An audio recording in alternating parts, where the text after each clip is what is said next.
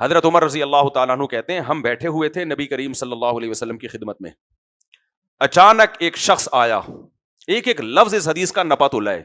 اذ جاءہ رجل, اچانک کیا ہوا, ایک شخص نمودار ہوا, ایک شخص نمودار ہوا. شدید بیاض الثیاب, انتہائی سفید کپڑے, شدید سواد الشعر, انتہائی سیاہ بال. یعنی حضرت عمر ایک ایک چیز کو اہتمام کے ساتھ بیان کر رہے ہیں. لا يعرف علیہ اثر السفر, یہ بھی نہیں کہ وہ مسافر ہو اور سفر کے کچھ نشانات نظر آ رہے ہوں. بھائی سفر ہوتا تو سفید کپڑے میلے ہو چکے ہوتے ہیں نا. ولا يعرفه منا احد, لیکن عجیب بات یہ کہ ہم میں کوئی ان کو پہچانتا بھی نہیں ہے. اس زمانے یہ ممکن نہیں تھا کہ ایک آدمی مسافر بھی نہ ہو اور آپ اس کو پہچانتے بھی نہ ہو, کیونکہ گاؤں دیہاتوں اور چھوٹے چھوٹے شہر ہوتے تھے, سب جانتے تھے ایک دوسرے کو. کہتے ہیں ہم انہیں پہچانتے بھی نہیں ہیں اور سفر کے نشانات بھی نہیں ہیں, کوئی لباس پہ نظر آ رہے ہو یا بال پراگندہ ہو. فَأَسْنَدَ رُكْبَتَيْهِ إِلَىٰ رُكْبَتَيْهِ وَوَضَعَ كَفَّيْهِ عَلَىٰ كَفَّيْهِ, وہ دو زانوں نبی کریم صلی اللہ علیہ وسلم کے پاس آ کے وہ نوجوان بیٹھ گیا اور پھر نبی سے سوال پوچھا, مل اسلام, اسلام کیا ہے؟ آپ نے فرمایا اللہ کے بارے میں گواہی دو کہ اس کے سوا کوئی معبود نہیں اور محمد صلی اللہ علیہ وسلم اللہ کے بندے اور رسول ہیں. وَتُقِيمَ الصَّلَاةَ, نماز قائم کرو. وَتُؤْتِيَ الزَّكَاةَ, زکات دو. وَتَصُومَ رَمَضَانَ, رمضان کے روزے رکھو. وَتَحُجَّ الْبَيْتَ إِنِ اسْتَطَعْتَ إِلَيْهِ سَبِيلًا, اور بیت اللہ کا حج کرو اگر حج کرنے کی تم میں طاقت ہے. انہوں نے پوچھا ایمان کیا ہے؟ فرمایا ان تؤمن باللہ وملائکتہ وکتبہ ورسلہ والیوم الآخر, اللہ پر, فرشتوں پر, آخرت پر, تقدیر پر, والقدر خیرہ وشرہ, یہ سب چیزیں آپ صلی اللہ علیہ وسلم نے بتائیں. ان کے بعد اس شخص نے, نوجوان نے پوچھا مل احسان, یہ ہے میں جو بتانا چاہ رہا ہوں. احسان کسے کہتے ہیں؟ احسان اردو میں احسان کا مطلب وہ نہیں ہوتا جو عربی میں ہوتا ہے. اردو میں احسان کسے کہتے ہیں؟ کسی کے ساتھ احسان کرنا, اچھا سلوک کرنا. کیا خیال ہے؟ اسے ہی کہتے ہیں نا بھائی اس نے بڑا, یار اس کی مائک کی آواز تو تیز کر دو تھوڑی سی. اردو میں کسے کہتے ہیں احسان؟ بھائی تمہارا احسان ہے مجھ پر, یعنی اچھا سلوک. عربی میں سے نہیں کہتے. احسان نکلا ہے حسن سے. حسن تو سب نوجوانوں کو پتہ ہی ہے کسے کہتے ہیں. ابے حسن نہیں پتا, جو کراچی میں نہیں پایا جاتا لیکن اس کو حسن کہتے ہیں. کراچی کے جو لڑکے ہیں نا گٹکے والے, سب کی بات نہیں کر رہا, جو گٹکے اور پان یہ والے جو لڑکوں میں جو حسن ہے, میں اپنے طلبہ میں جو مجھے ایسا نظر آتا ہے نا, مجھے لگتا ہے کہ یہ گٹکے کھائے ہوئے ہیں اس نے کسی زمانے میں, تو میں اس کا نام ہی حسن خان رکھ دیتا ہوں. کیا رکھ دیتا ہوں؟ مذاق میں وہ خوش ہوتے ہیں, حسن خان. تو حسن کسے کہتے ہیں؟ حسین کو صرف نہیں کہتے, کسی بھی چیز میں, اچھے کام میں ایکسیلنسی پیدا کرنا. کیا پیدا کرنا؟ ہم جب بچپن میں ہوم ورک اچھا کرتے تھے تو ٹیچرز کی طرف سے کبھی گڈ اور کبھی ایکسیلنٹ. ایکسیلنٹ کیا مطلب؟ بہت اچھے. صرف اچھے نہیں بھائی, بہت اچھے. اگرچہ ایسا بہت کم ہوا ہے لیکن بہرحال بہت اچھے. میرے ساتھ ایسا کم اس لیے کہ میں پڑھتا نہیں تھا. میں پڑھتا نہیں تھا, میرا دماغ لگتا تھا شرارتوں میں بہت زیادہ. تو اچھا نمبر امتحان میں اچھے آتے تھے, کیونکہ ہم جب امتحان آنے والے تو پھر کتابیں لے کر ٹچ محنت کرتے. اچھا یہ میری باتیں سن کے نوجوان جو ہے نا وہ پھر پڑھائی چھوڑ دیتے ہیں. یہ اچھی عادت نہیں تھی, جو ہم اچھی عادت نہیں تھی. بعد میں انسان روتا ہے. ہم تو پھر مدرسے کی طرف آ گئے نا, وہاں ہم نے پڑھ لیا. اگر مدرسے میں نہ آتے, ادھر کی پڑھائی بھی خراب, ادھر کی بھی, تو پھر کسی کام کا نہیں رہتا آدمی. وہ تو مدرسے میں تلافی ہو گئی, پھر اس میں تو اتنا پڑھنا پڑا ہے کہ آپ کی سوچ سے بھی زیادہ. تو ایکسیلنٹ, سمجھ میں آ رہی ہے بات؟ ایکسیلنٹ. یہ جو نہیں پڑھنے والے بچے نا, ان کو میں ایک بات کہتا ہوں کہ دوستیوں میں ٹائم برباد کرو گے نا, تو جب تعلیم نہ ہونے کی وجہ سے ناکام ہوگے نا, تو دوست بھی جائیں گے اور دنیا تو گئی تم سے. دین بھی گیا, دنیا بھی گئی. اور پڑھائی میں ٹائم لگا دیا نا ابھی, تو یہ دوست خود بخود تمہارے پیچھے آ جائیں گے. تو اس لیے جو پڑھائی کی عمر میں پڑھائی کو فوکس کرو.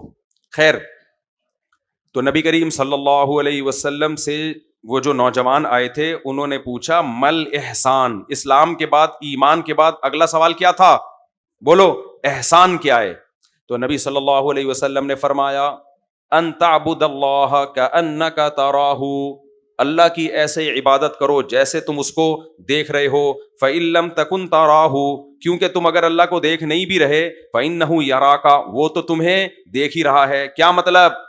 اسلام اور ایمان پہ رکنا نہیں ہے, ہر عمل میں ایکسیلنسی پیدا کرنی ہے. نہیں آئی سمجھ میں بات؟ صرف اس پہ رکنا نہیں ہے, ایک درجہ آگے جانا ہے.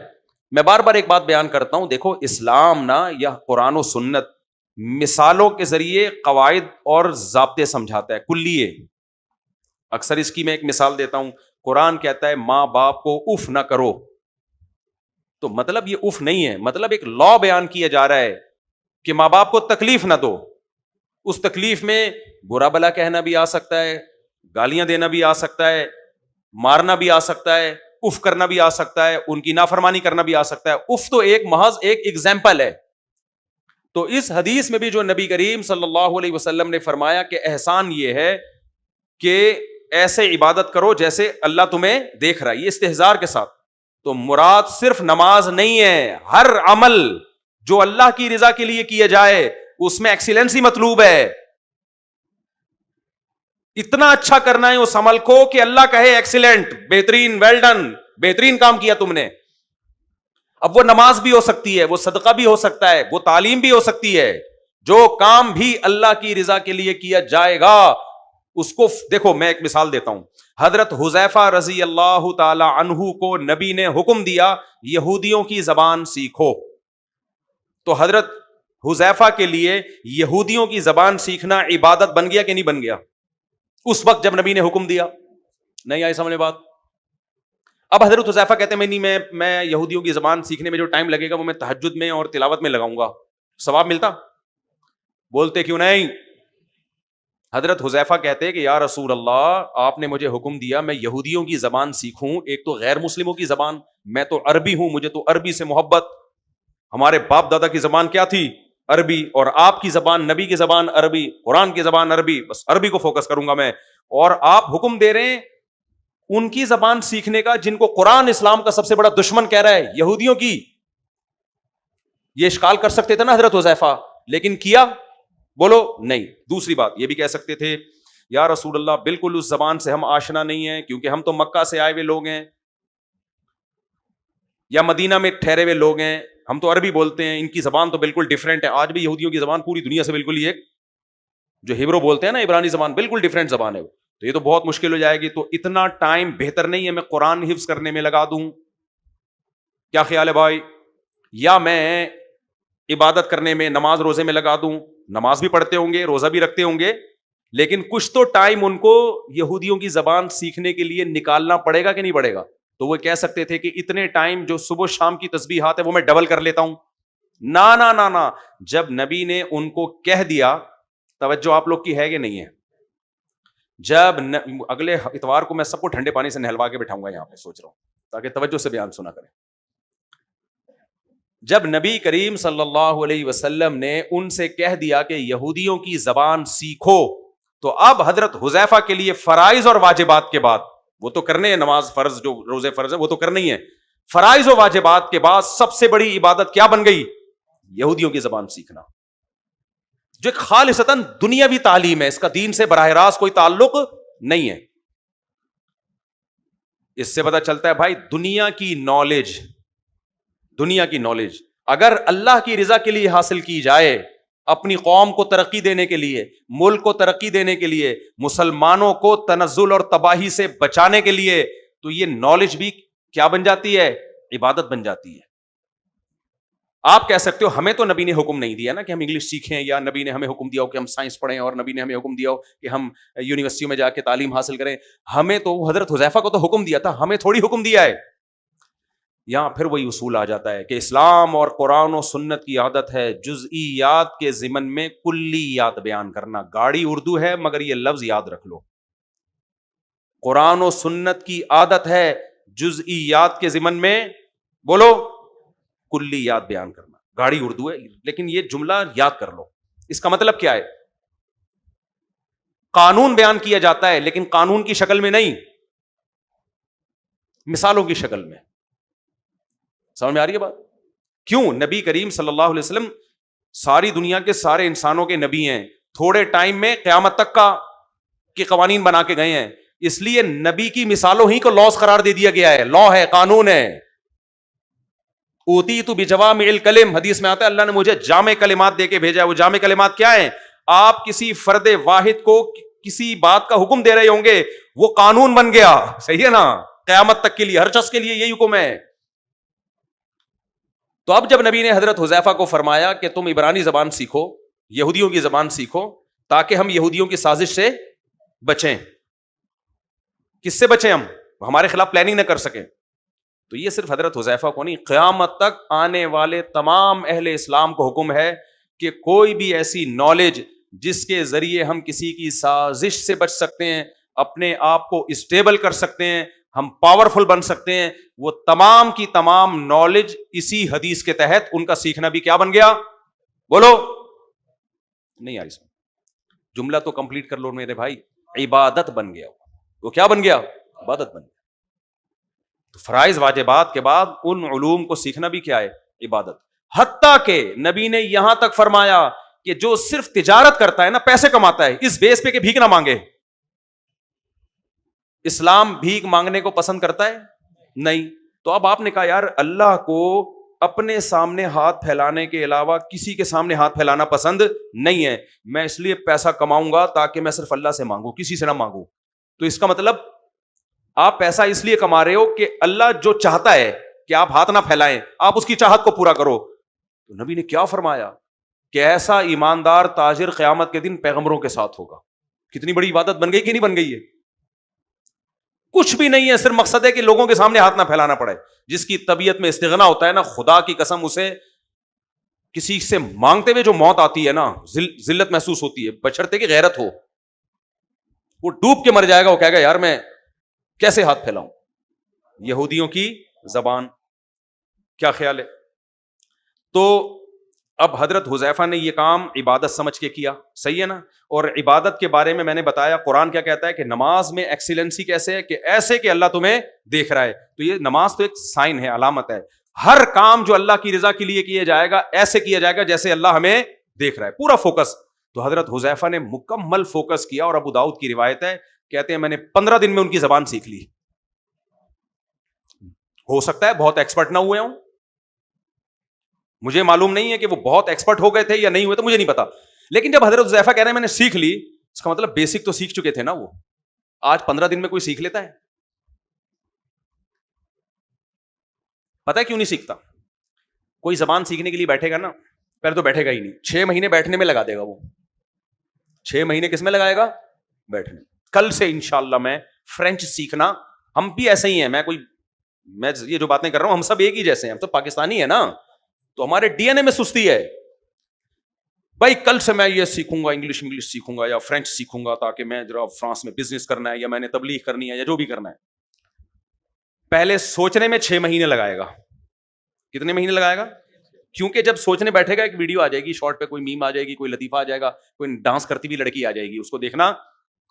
ابے یار آج کل کچھ لڑکیاں نا میرے بیانات پہ ری ایکشن ریکارڈ کروا رہی ہیں، کوئی چھوٹا سا وہ کلپ چلا دیتی ہیں پھر ری ایکشن ریکارڈ. اچھا میں نیچے لوگوں کے کمنٹس دیکھتا ہوں، ایک کمنٹ بھی میرے بیان پہ نہیں ہوتا. کوئی کہتا ہے آپ کی اسمائل بہت خوبصورت ہے، اس لڑکی کو آپ اتنی کیوٹ کیوں ہو. ابے وہ میرا بیان چلا رہی ہے اور اس پہ ری ایکشن ہو رہا ہے، تم کمبختوں اس کے میرے بیان پہ کوئی کمنٹ لکھو نا. ٹھرکیوں نے کیا لکھا ہوا ہوتا ہے؟ آپ کی اسمائل اتنی خوبصورت ہے، نیچے کسی نے کیا تم میری سے شادی کرو گی؟ اور کبھی وہ اسکارف میں آئے لڑکیاں تو آج اسکارف میں آپ بہت کیوٹ لگ رہی ہیں، آپ اسکارف میں بہت خوبصورت لگ رہے ہیں. میں نے کہا یار دیکھو یار، وہ جو بیان میرا اس نے چلایا وہ تو گیا. سارے کمنٹ سارے اس کی اسمائل اچھی ہے اور آپ ہستی بہت اچھا ہو اور آپ دوپٹے میں زیادہ اچھی لگتی ہو وغیرہ وغیرہ. مجھے اندازہ ہوا کہ ٹھڑک تھوڑی نہیں ہے، ٹھڑک جو ہے نا اس میں ایکسیلنسی ہے. یعنی ہم لوگ بھی ہر کام ایکسیلنسی کے ساتھ کرتے ہیں، لیکن کس میں؟ ٹھڑک میں.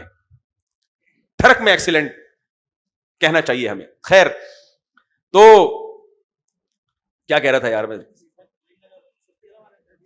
نہیں ہاں میں بتا رہا تھا حضرت حذیفہ. ہاں میں یہ کہہ رہا تھا کہ ہم لوگ جب کوئی نئی تعلیم یا کچھ سیکھنا شروع کریں تو 6 مہینے ہمیں کس میں لگتے ہیں؟ سوچنے میں. مثلا 1 لاکھ لوگوں نے پاکستان میں فیصلہ کیا کہ اب ہم ایک نئی زبان سیکھیں گے، تو 1 لاکھ میں 6 مہینے تو ان کو سوچنے میں لگیں گے, اس میں 50,000 بیچ میں ویسے ہی انتقال ہو چکا ہوگا, یا تو ان کا, یا وہ کوئی بیماری آ گئی ہوگی, یا مصروفیت اتنی دوسرے کاموں میں کہ وہ جذبہ ان کا ختم. آدھے رہ گئے, تو آدھوں میں جو ہے پھر وہ کب سے وہ پھر سوچیں گے چلو اب سیکھنا ہے. اب پلان بنانے میں کتنے مہینے مزید چاہیے؟ 6 مہینے. پلاننگ کرتے کرتے 25,000 رہ جائیں گے اس میں. پھر 6-7 مہینے ان کو چاہیے کہ کہاں سے سیکھیں. چلو ہم نے فیصلہ کر لیا, اب تو کرنا ہے. یعنی آخری اسٹیپ یہ ہے کہ اس انسٹیٹیوٹ سے یا اس ٹیچر سے ہم نے پڑھنا ہے. اس کے بعد جو وہ کام دے رہا ہے وہ نہیں ہوگا. کلاسز میں ناغا ہونا شروع ہو جائے گا, آج نانی کا انتقال ہو گیا, پھپھی کا انتقال ہو گیا, آج فلانا کا مسئلہ ہے, ڈمکانے کا مسئلہ ہے, یہ مسئلہ ہے, وہ مسئلہ ہے. ابے جو کام 2-4 مہینے میں ہوتا 10-15 سالوں میں جا کے ہوتا ہے. اس لیے میں کہتا ہوں یہ سستی جو بار بار کرتا رہتا ہوں نا. تو میں نے جب یہ حدیث پڑھی حضرت حذیفہ بن یمان کی, میں نے کہا یار اللہ نے جو ان کو سپیریئر بنایا نا, 23 سال میں نبی نے ایسی ٹیم تیار کی تھی 23 سال میں کہ اگلے 23 سال میں روم اور فارس کی طاقتوں کو ختم کر چکی تھی. وہ بڑی بڑی سپر پاور کو 1000 سال سے چراغ جل رہا تھا کسرا کے محل میں, 1000 سال سے. یہ اس کی علامت تھی کہ جب تک یہ جلتا رہے گا ہماری پاور ختم نہیں ہو. اس 1000 سال کی اسٹیبل گورنمنٹ کو کیسا قدموں سے ٹھوکر سے اڑایا ہے. اس لیے کہ ان کا فوکس سستی نہیں تھی, چستی تھی. جب کسی کام کو فوکس کرتے تھے اس کو پایا تکمیل تک پہنچاتے. حضرت معاویہ نے پہلا بحری بیڑا بنایا ہے, پہلی دفعہ بحر سمندر کی جنگ آسان کام ہے. پورا بحری بیڑا تیار کر کے ملک, آپ جب جاؤ تو سمندر پہ کیسا خوف آتا ہے. اتنی بڑی جبل طارق کو دیکھ لو نا, جبل اٹلس تک طارق بن زیاد, یہ کوئی پچھلے سال کی بات نہیں ہے. 1300 سال پرانا واقعہ ہے جبل طارق کا. 1300 سال پہلے یورپ میں جبل طارق, جس کو آج جبرالٹر کہا جاتا ہے, پہنچ چکا تھا وہ. تو یار یہ ایسا تھوڑی تھا. محمد بن قاسم, یہ جو طارق بن زیاد تھا جبرالٹر پہ, اور محمد بن قاسم 17 سال کی عمر میں دیبل فتح کیا اس نے. یہ جو سندھ فتح ہوا ہے نا, کتنے سال کی عمر میں؟ جب بنٹے کھیلنے کی عمر ہوتی ہے ہماری. 17 سال کی عمر میں دیبل فتح کر چکا تھا, اور ملتان تک اس کی فوجیں پہنچ چکی تھیں. اور آپ کو پتا ہے جب اس کو کمانڈر نے, اس سے بڑے کمانڈر نے جو سندھ کا نقشہ دیا نا, کیسے پہنچا ہوگا سندھ؟ گوگل میپ تھوڑی تھا. ارے بصرہ یا کوفہ سے ایک بندہ چل رہا ہے اور پہنچنا کہاں ہے؟ سندھ. تو اس کے پاس گوگل میپ تھا. اس وقت جو مسلم سائنٹسٹ تھے, فلکیات کے ماہر تھے, پوری دنیا کا میپ انہوں نے بنایا ہوا تھا کہ یہاں پہنچنا ہے, ادھر سے ٹریولنگ کر کے ادھر. کہتے ہیں مورخین کہتے ہیں طارق محمد بن قاسم نے ایک دفعہ وہ میپ دیکھا ہے. فوکس دیکھو کتنا, فوکس کتنا ہے. ایک دفعہ وہ میپ دیکھا ہے اچھی طریقے سے, اور دماغ میں انسٹال ہو گیا. وہ نقشہ ساتھ لے کے نہیں چلا, انسٹال ہو گیا. کیوں؟ فوکس تھا. آج اگر کوئی میپ دکھایا جائے, دیکھے گا, پھر ویڈیو دیکھے گا کوئی کہ آپ کی اسمائل بہت اچھی ہے, آپ دوپٹہ لیں تو اور خوبصورت لگیں گی, اس کے بعد تو رہے گا فوکس. ابے تم ایک کام تو ڈھنگ سے کر لو. میں نہیں کہہ رہا موبائل مت دیکھو, کوئی ٹائم رکھ لو نا, اس وقت بیٹھ کے دیکھ لیا کرو یار. لڑکیاں نہیں, اس کے علاوہ کی بات کر رہا ہوں. آپ کے مجھ سے کہنا چاہیے ایک خاص ٹائم پہ دیکھ لیا کرو جا کے. تو میرے بھائی آج یہ فوکس گوروں کے پاس تو ہمیں ملتا ہے, تبھی اللہ نے ان کو دنیا کا امام بنا دیا, اور ہم منہ کے فائر کے علاوہ ہمارے پاس بچا کچھ نہیں ہے, فائر کلر. تو میمز میں ہم ماشاء اللہ ماسٹر ہیں, ایسی ایسی میمز بنا رہے ہیں کہ گورا